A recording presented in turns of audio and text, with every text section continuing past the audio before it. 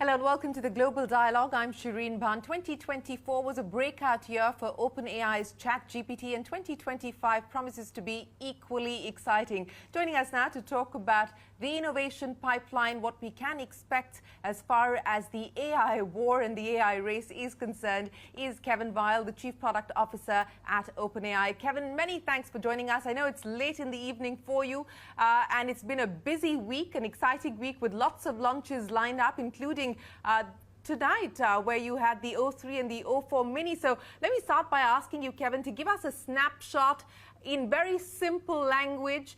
What does ChatGPT 4.1 mean for OpenAI and for consumers? And how do O3 and O4 Mini change the game? Yeah, well, first of all, thank you for having me. I really appreciate it. Excited to be here with you. India is an incredibly important market for OpenAI and ChatGPT. It's our second largest market, it's our fastest growing market, and it's also the market where we saw our image generation just take off. But we had some great launches this week. You mentioned GPT 4.1, which was a model for developers that is fantastic at coding and complex instruction following. And so, for that was a model that we released focused on developers, and we're seeing them. We have over 3 million developers on the OpenAI platform, and they're doing amazing things. That is one of our fastest growing models by usage ever. And then just this morning in the US, we launched O3 and O4 Mini, which are our frontier reasoning models. They're the smartest, fastest, safest models that we have ever launched. They're incredible at things like computer programming. So if you look at measures like on competitive coding benchmarks, these models would be better at competitive coding than all but about 200 people in the world. And they can answer hard PhD level science questions better than 80% of PhDs in their field across all fields simultaneously. So they're really very intelligent models, but you can also use them for, more mundane tasks, understanding, medical jargon, or looking at what's happening in the world, creating images, helping you with writing, translating languages. These models are so dynamic, and we're super excited to see what people can do with them. Well, thanks very much for giving us that update. But, I want to link this back to comments that you've made previously, including a tweet that I saw from you about 10 hours ago, where you talk about the fact that these are the worst AI models that you'll ever use for the rest of your life. As the Chief Product Officer at OpenAI, with things changing so quickly, and in your words, you believe that these are the smartest models to date. How does that get you to kind of constantly reinvent yourself, constantly disrupt yourself? I mean, how concerned are you not just about competition, but about creating moats that continue to give you the advantage that you enjoy today? Yeah, it's one of the most exciting things about this industry. These are simultaneously the most intelligent models in the world, the best that we've ever created, we believe the best in the world. And they're the worst that we will ever use, because the models are progressing and getting more intelligent, getting safer, getting smarter. Every few months, there's a new breakthrough, and all of a sudden, computers can do something that computers have never been able to do before. If you go back 2 years or so to when ChatGPT launched, if I asked you to use those models, at the time, they were amazing. They were mind-blowing. If I asked you to use those models now, you would be disappointed. And that's just because of the pace that everything is getting better. We've kind of whooshed past the Turing test, which used to be the high watermark for, is AI here? Yeah. And now that's in the distant past. Every AI model is passing the Turing test. So it's an exciting time. And the fact that ChatGPT has gone from 0 users a couple years ago to over 500 million active users today just shows how valuable these things are in people's lives. I want to double down on this, Kevin, because you've also said that models are getting smarter, faster, cheaper, safer, more personalized, and more helpful. The future is bright.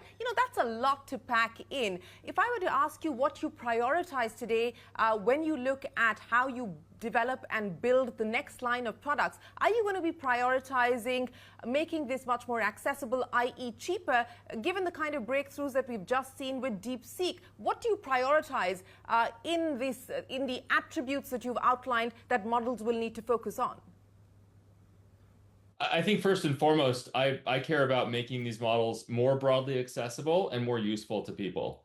And that entails making them smarter and safer and things like that. But first and foremost, I want ChatGPT to help people live better lives, to help them accomplish their goals more quickly, to help them learn new languages, to help them learn new skills, to help them do the kinds of things they need to do for their family or their job faster so that they can spend more time on the stuff that they really care about. These models are, and ChatGPT helps me do this every day. As we think about building models for, developers, for programmers, for entrepreneurs who are running startups or working at companies, one of the things that we care a lot about is reducing the cost of our models, even as they get smarter. If you compare today to 2 years ago, again, when we launched, GPT-3, GPT-3 was more than 100x more expensive than are some of our models today. And our models today are smarter and faster. And so, I talked before about how rapidly this industry is progressing. You can do so much more today with an AI model than you could 2 years ago. And it's cheaper, and it's faster, and it's safer. And so it affords an incredible set of opportunities for people, for businesses, for developers all over the world. And we're very, proud and humbled to be able to help provide that. But Kevin, how much cheaper can we expect things to get, in the near term? What are we talking about? Well, so I said 2 years ago, our kind of flagship model was more than 100x what many of our models today cost. So you're talking about maybe 10x a year in price drop for sort of a constant level of intelligence. So the same level of intelligence in a model maybe gets 10x cheaper every year. And that's, Moore's law, which has transformed the world and powers our lives, and every little thing that we do every day has a transistor in it. Moore's law was about the number of transistors in a chip doubling every 18 months. And that changed the world. AI is on a trajectory of going down by a factor of maybe 10x in cost every year. So it's a much steeper exponential than Moore's law, which means I think we're going to see AI transform the world even faster. And that's exciting. I'm very optimistic about that. You're talking about AI transforming the world, and I know previously you've spoken about the fact that you believe AI will surpass human coding, perhaps even by the end of this year. To parents and to kids who are looking at grad school, at people who are graduating from engineering colleges today, you talk about a bright future, but as they look at the expanse of what's going on and the disruption and transformation that's expected to happen, what would you tell them? Because it almost sounds like, you're writing the obituary in a way for coders. I actually don't think so at all. Jobs evolve, they don't evaporate. If you go back and look at, I watched the movie Hidden Figures recently, which is about some of the rocket scientists from back in the 50s and 60s. They were doing longhand calculations on paper to calculate rocket trajectories. And today, that seems wild that you would have people doing it, right? Computers are just better than humans at doing hard calculations. And so, of course, computers do all of that for us. But that doesn't mean that there aren't rocket scientists today. And in fact, we've probably made far more progress if you look at things like SpaceX and also things like, the ISRO, the Indian Space Agency, which is, an incredible space agency, one of the premier rocket launching agencies in the world. I think we're far better off because we have computerized these things and computers do it better than humans do. I think that will be true of code as well, but that doesn't mean that it won't pay to be technical, that it won't pay to have a computer science degree. I think these skills will still be important. They're just going to evolve. Well, speaking of evolution, let's talk about what you're seeing in India. You talked about how it is today your fastest growing market for ChatGPT. How many active users do you have in India? What surprised you about the adoption, the rate of adoption, the pace of adoption in India? Why do you believe you've seen this kind of an uptick here?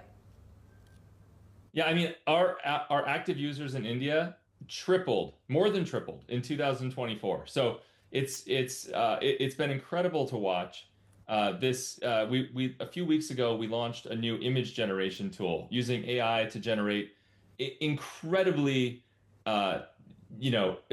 images that you can control to a great degree, whether you want them to be vivid and lifelike or cartoony or following a particular style. We saw, Prime Minister Modi tweeted using our image gen feature. We had cricketers like Sachin Tendulkar tweet images from ChatGPT, and it just took off. I mean, unlike anything I've ever seen. I've been fortunate to be at Twitter for many years. I led product at Instagram for a number of years. I mean, these companies were growing very quickly. I have never seen anything grow like ChatGPT was growing because people were having so much fun creating these images, sharing them with their friends, on WhatsApp and in other places. And it's just incredible to see. So we marshaled a whole lot of resources. We really tried to support it, especially in India. We released new features around our image gen, like image galleries that let you quickly view all of the images that you've created. There's just a huge amount of excitement in India for ChatGPT, and not just for this image gen feature, but also, ChatGPT speaks 100 languages. It can teach you any subject you want to learn. It can save you time at home and at work. And so, it's so broadly useful, and it's completely free. You don't have to pay us a dime. You can use it on an Android phone for free. So it's just, we deeply believe in bringing AI to the world and in the positive impacts that can make. And I can't think of a better example than, what's happening in India right now with ChatGPT. Well, you talked about the Ghibli-isation of India, and we've seen that go viral, as you just explained to us. But I want to link this to the broader issues that are being debated at this point in time, issues related to copyright, issues related to data privacy. Is this a great way of data capture for OpenAI? That's the question that's being asked as well. And Sam Altman has said that he believes it's a net win for society, but there are negatives. I want to ask you this as the chief product officer. When you're developing and designing products, you do need to factor in his words, the negatives. As you look at where you are today in your innovation cycle, how much more of that is a focus area for you? Oh, we think about it all the time. I was at Twitter in the early days. I was at Instagram. I think we know, we know the promise of those platforms, and we also now know a lot better than we did 15 years ago some of the challenges inherent in broad scale platforms. OpenAI and ChatGPT, we spend more time and effort, and we put more thought into trying to understand both the positives and the negatives of how our work can be used. Far more than any company that I've worked at in the past. Doesn't mean we're going to get it right every time. I'm positive that we will make mistakes. We have made mistakes before, but we work very hard at trying to understand how this can be used. We also have a philosophy of iterative deployment. And when we say iterative deployment, what we mean is we want to get our products out to people early and often. We don't believe in developing something and keeping it in-house and then kind of launching it massively globally all at once to everybody. We believe in getting it out as soon as possible and in kind of co-evolving with society, learning as we go from how users are using the products, and where, if and when we make mistakes, we can fix quickly and continue to move forward.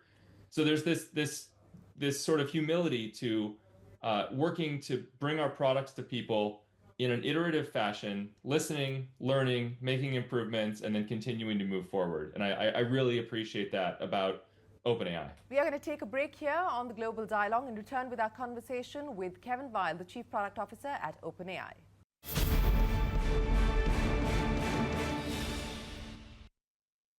Welcome back. You're watching the Global Dialogue. We're in conversation with the Chief Product Officer at OpenAI, Kevin Weil, on the big launch that they've announced last night. Launches, you have, of course, had a busy week, but ChatGPT 5, is there a pushback there? How much, what is the kind of delay that we should expect? And what should we be looking forward to now in terms of next steps? There's a lot of rumors and speculation around a Twitter kind of product. What can you share with us on that? Yeah, well, we're very excited about GPT-5. There are teams working on it as we speak, and I think it's going to be a fantastic new model when we get there. But in general, this is the year that ChatGPT goes from answering questions for you to doing things for you in the real world. By that I mean we launched a product earlier this year called Operator that can browse the web like a human and do things for you. It can order food for you, through an online food ordering website.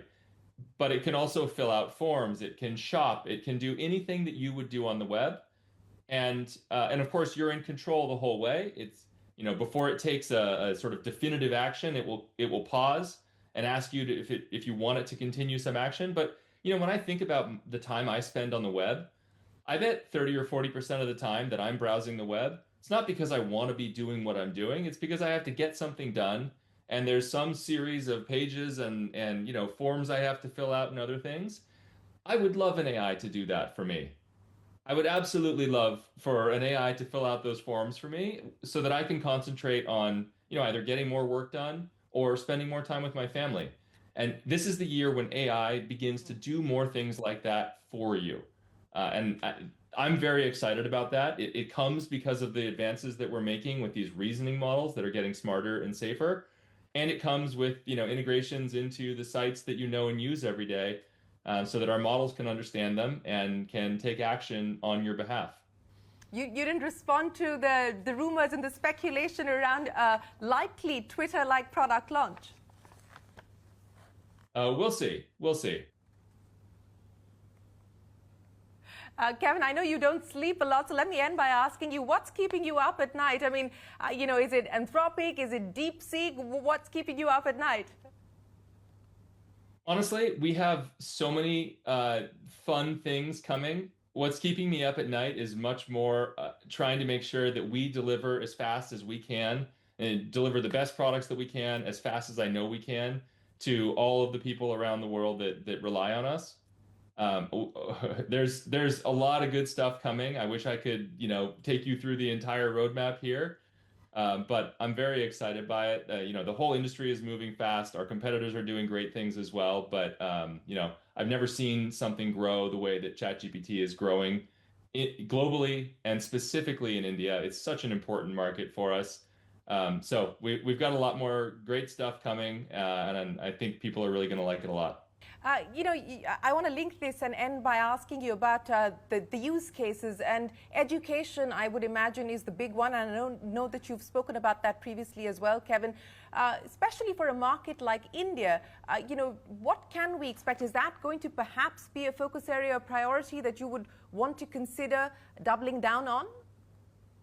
Yeah, I think there are, people think about ChatGPT as you can make your job more efficient, you can write emails more quickly, things like that. But I think there are a handful of things that we can do, products that we can work on that will fundamentally make the world a better place. One of them is in the area of scientific discovery. These models are getting good enough that they are actually contributing to novel scientific research. They're advancing fundamental science. And, GDP and world advancement and human growth comes from advancing fundamental science. So, if these models can help scientists advance, if they can speed the pace of discovery 2x, 3x, 5x, 10x, that's an incredible impact in the world. If they can help people understand, my son went through a medical procedure not long ago, and we expected it was not going to be a big deal, but there was a small chance that it was a big deal. There was something wrong. I got a note later from the hospital that was full of, medical jargon that I didn't understand, but it sounded scary. And I couldn't get a hold of the doctor to ask. I uploaded the image to ChatGPT and said, "What is this? What's going on? Is this something to worry about?" And it said, "Oh, no, no, no. Here's what it is. You don't have to worry. This is totally benign." And that was 72 hours of worry and stress that I would have had that was gone because ChatGPT helped me understand something that I didn't have the background to understand.